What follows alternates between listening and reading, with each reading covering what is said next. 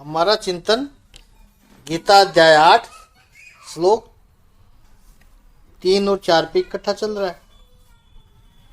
भगवान अर्जुन के चौथे प्रश्न का उत्तर दे रहे हैं। चौथे प्रश्न में अर्जुन ने पूछा अभिभूत च की प्रोक्तम। भगवान कहते हैं अर्जुन थोड़ा सा ये सब्जेक्ट ड्राई जरूर है लेकिन है बहुत महत्वपूर्ण। अधिभूत क्या है? तो भगवान ने यहाँ पर सूत्रात्मक व्याख्या की। अधिभूतम क्षरो भाव है। क्षर है, भाव जो है, क्षर जो भाव है वो अधिभूत है। थोड़ा सा पीछे से अवलोकन करें तो ब्रह्म की व्याख्या क्या हुई थी, क्या की थी हमने? अक्षरम ब्रह्म परम। अक्षर जो क्षर नहीं होता है, जिसमें कोई डिटेरियोरेशन नहीं होता है, जिसका विनाश नहीं होता है, वो ब्रह्म है। इसका एकदम एग्जैक्ट अपोजिट अधिभूत क्षरो भाव है। भगवान कह रहे जो निरंतर क्षर हो रहा है, जिसका क्षय हो रहा है, प्रतिपल जिसका निरंतर डिटीरियोरेशन हो रहा है, जो निरंतर नाश हो रहा है। और नाश शब्द यदि आधुनिक विज्ञान पसंद नहीं करता है तो ठीक है, हम उसके साथ है, उसका कोई विरोध नहीं है। उन्होंने कहा, यानी विज्ञान ने कहा और हमारे वेदांत ने भी कहा कि परिवर्तन हो रहा है। संसार में नाश जैसी कोई स्थिति है ही नहीं। जो भी हो रहा है परिवर्तन हो रहा है। विज्ञान कहता है डिस्ट्रॉय होता ही नहीं है, रूपांतरण होता है। संसार में मात्र रूपांतर होता है। रूपांतर हो गया तो ये जो निरंतर रूपांतरित होता है प्रतिक्षण, उसको कहते हैं अधिभूत है। जो प्रतिक्षण बदल रहा है, जो नाशवंत है। 7वें अध्याय के 4थे श्लोक में प्रभु ने प्रकृति का वर्णन किया था। भूमि रापो नलो वायु खम मनोबुद्धि ख च अहंकार इत्यम में बिना प्रकृति रष्ट इष्टधा। अष्टधा प्रकृति, ये जो 8 प्रकार की प्रकृति परमात्मा ने बताई 7वें अध्याय ज्ञान विज्ञान योग में, ये 8 नाशवंत है। भूमि का निरंतर परिवर्तन हो रहा है। जल है, निरंतर परिवर्तित होते रहता है। जो भी 8 प्रकृति है निरंतर परिवर्तित होती रहती है।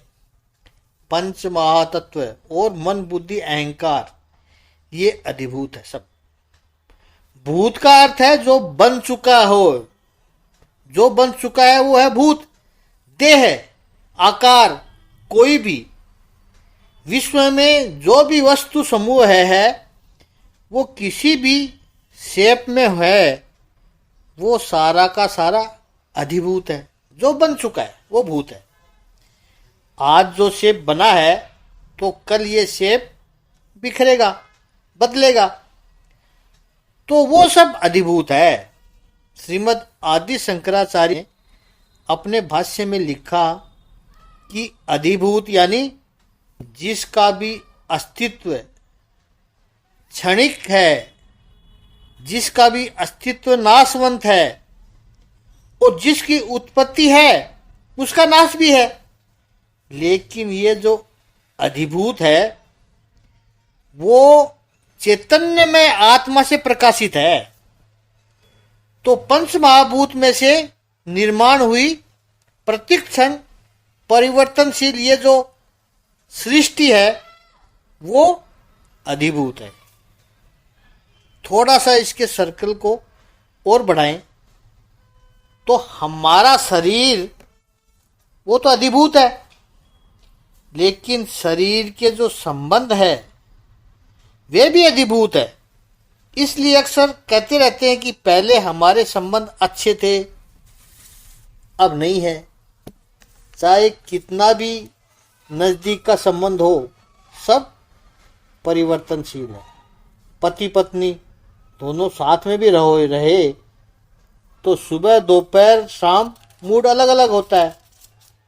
सुबह से दोपहर तक कैसा संबंध रहेगा वो नाश्ता बताएगा, कचौड़ी तय करती है, फिर भोजन तय करता है, क्योंकि कॉन्स्टेंटली कंटिन्यूअस परिवर्तनशील है। व्यक्ति के अपने पसंद नापसंद, लाइक्स एंड डिसलाइक्स परिवर्तनशील है। हम स्वयं भी एक नहीं रह सकते हैं। जैसे कोई कहते हैं कि दूसरे लोग मूड खराब करते हैं, तो किसी दिन आप घर में अकेले हो, दूसरे सब अपने अपने काम से बाहर गए हुए हैं, तो उस दिन मूड संभाल के रख सकते हो? पूरे दिन नहीं रहेगा। ये सारा जो है, ये अब प्रेम भी अधिभूत है। इवन प्रेम भी अधिभूत है, परिवर्तनशील है। इसलिए तो विशुद्ध प्रेम की व्याख्या करते हुए नारद जी भक्ति सूत्र में कहते हैं, गुण रहितम कामना रहितम प्रतीक्षा वर्धमानम अविच्छिन्नम सूक्ष्म तरम। अनुभव रूप में जो वो प्रेम है, अनुभव रूपम वो प्रेम है। नहीं तो उसमें भी परिवर्तन है, वो भी अधिभूत है। अधिभूत क्षरो भाव है। जो नाशवंत है, जो भी परिवर्तनशील है, वो सब अधिभूत है।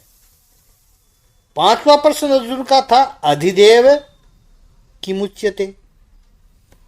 अधिदेव किसको कहते हैं?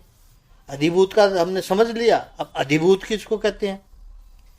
उसके उत्तर में भगवान ने कहा, पुरुष सचाधिदेवतम। पुरुष ही अधिदेव है। ये बड़ी सुंदर बात है। शरीर में रहा हुआ चेतन पुरुष ये अधिदेव है। अनेक देवताओं में रही हुई जो चेतना है, उसका जो तत्व है वो अधिदेव है। अधि उपसर्ग, उसका अर्थ उसके साथ, उसके आश्रय में रहने वाला, उसमें बसने वाला, उस अर्थ में है। प्रत्येक इंद्रियों की अलग अलग देवता है। इसे जरा समझे तब समझ में आएगा, गौर से सुनना पड़ेगा। एक परम तत्व ब्रह्म में से एक सृष्टि का जन्म जब हुआ,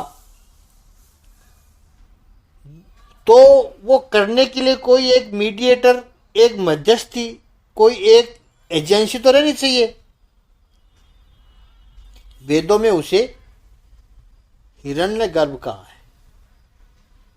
मेरी आपकी समझ के लिए हमने उसको ब्रह्मा जी कहा है, कि जिन्होंने ये सृष्टि का निर्माण किया। करता है सब परम तत्व, लेकिन किसी को सौंपता तो है।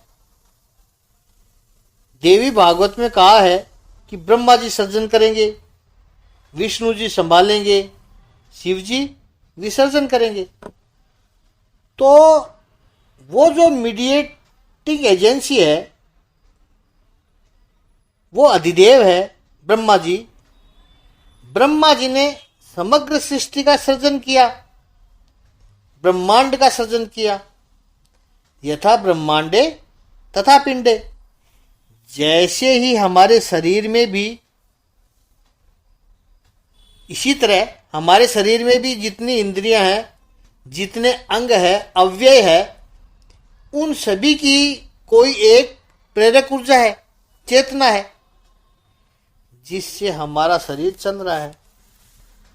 उपनिषदों में वर्णन है, प्रत्येक इंद्रियों के अलग अलग देवता है। जैसे हाथ है, कर्मेंद्रिया, उसके देवता है इंद्र। एक कहानी से समझे। एक ब्राह्मण था, बड़ा विद्वान, बहुत ज्ञानी। उसके खेत में जब अनाज यानी फसल पकी तो कहीं से एक गाय घुस गई और वो फसल को खाने लगी। तो ब्राह्मण को क्रोध आ गया। पहले तो आवाज करके गाय को भगाने का प्रयास किया, लेकिन गाय नहीं गई तो वो डंडा लेकर के गाय को मारने के लिए गया और इतनी जोर से गाय को डंडा मारा और गाय के किसी मर्म स्थान पर डंडा लग गया और एक ही डंडे के प्रहार से गाय की मृत्यु हो गई। ब्राह्मण के द्वारा गौ हत्या हो गई, कितना बड़ा पाप। वैसे किसी के द्वारा भी गौ हत्या हो जाए वो बहुत बड़ा पाप ही है, लेकिन ब्राह्मण के द्वारा, वो भी ब्राह्मण होशियार था, उसको पता था शायद परिणाम भी भुगतना पड़ेगा। तो जब एजेंसी आई कि तुम ब्राह्मण हो, तूने गौ हत्या की, बहुत बड़ा पाप किया, उसकी सजा भुगतनी पड़ेगी। विद्वान था, उसने कहा देखो डंडा किसने मारा? अरे तूने अपने हाथ से डंडा मारा है। हाथ से मारा है ना? हाँ, हाथ से मारा। हाथ के अधिदेवता कौन है? इंद्र। तो पकड़ो इंद्र को। हाथ में जो ऊर्जा है, जो चेतना है, वो तो इंद्र की चलती है। तो मैंने गाय को नहीं मारा, इंद्र को पकड़ो जाके। एजेंसी वाले गए इंद्र के पास और कहा बड़ा विद्वान ब्राह्मण है, बड़ी लॉजिक की बात कर रहा है कि गौ हत्या का पाप आपके ऊपर आया है, सजा आपको भुगतनी पड़ेगी। इंद्र कहते हैं मैटर को थोड़ा एग्जॉइन करो, टाइम दो मुझे, करता हूँ इसमें कुछ। ठीक है, 3 महीने का समय तुम्हें दिया जाता है। इंद्र ने कहा 3 महीने का समय पर्याप्त है मेरे लिए। फिर इंद्र ब्राह्मण के पास एक वृद्ध ब्राह्मण का रूप बनाकर आए। उस समय वो ब्राह्मण अपने घर के बाहर कंपाउंड में बगीचा लगा रहा था, पौधों में पानी डाल रहा था, सूखे पत्ते निकाल रहा था। इंद्र वहां वृद्ध ब्राह्मण के रूप में आकर खड़ा रहा, देखता रहा। 5-7 मिनट हुई तो उस ब्राह्मण ने, जो घर का मालिक था, उसने कहा क्या देखता है? वो कहता है बहुत सुंदर बगीचा है, काम करने के लिए आदमी रखे होंगे आपने। नहीं, मैं खुद करता हूँ। कितने सुंदर पौधे हैं, किसने लगाया? मैंने अपने हाथों से लगाया है। इंद्र ने एजेंसी को कहा पकड़ो इसको। गौ हत्या की वो इंद्र ने की और पौधे फूल अच्छे खिले तो मैंने अपने हाथ से लगाया, पकड़ो इसको। अर्थात कहने का आशय, हाथ के देवता है इंद्र, पैर के देवता है भगवान विष्णु, उपेंद्र, वो पैर के देवता है। वाणी के देवता है अग्नि, आंख के देवता है सूर्य। आंख सूर्य की चेतना के कारण ही देख सकती है, वो केवल सूर्य के प्रकाश में ही देखती है। इतनी फिजिकल मत समझना, बात और गहराई की है। आंख के जो चेतन बल है वो सूर्य है। कान के देवता है वो आकाश है। जीभ के देवता है जल देवता। जीभ पर ये रस तत्व न हो तो जल तत्व तो जीभ काम ही नहीं करेगी। अगर जीभ के ऊपर जल तत्व नहीं होगा तो जीभ काम नहीं करेगी, स्वाद भी नहीं ले पाएगी। इसलिए तो कहते हैं कि मृत्यु हो जाने पर जीभ सूख जाती है। वो चेतना है जल देवता, वो अंदर चले गए। नाक के देवता है पृथ्वी, त्वचा के देवता है वायु और गुदा के देवता है यम, उपस्थ के देवता है प्रजापति, मन के देवता है चंद्र और बुद्धि के देवता है पुरुष है यानी ब्रह्मा। अहंकार के देवता है भगवान शंकर रुद्र, चित्त के देवता है अच्युतम। तो कहने का आशय, प्रत्येक इंद्रियों के पीछे उसके प्रेरक चेतना होती है, वो उसके देवता है, वो चेतना ही अधिदेव है। इसको कल और थोड़ा समझना पड़ेगा आज इतना ही समझते हैं। ओम श्री सच्चिदानंद भगवान की जय।